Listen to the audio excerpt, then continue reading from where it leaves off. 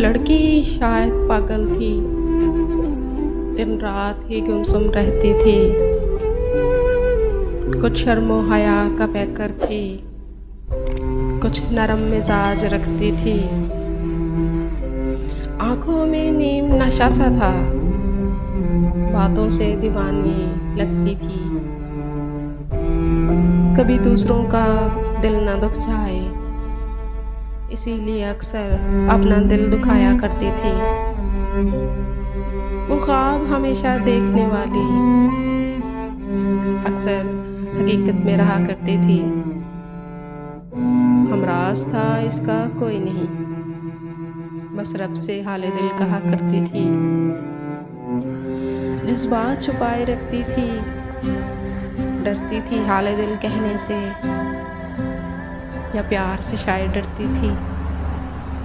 क्या सब्र था इस दीवानी का, क्या ज़ब्त मोहब्बत रखती थी।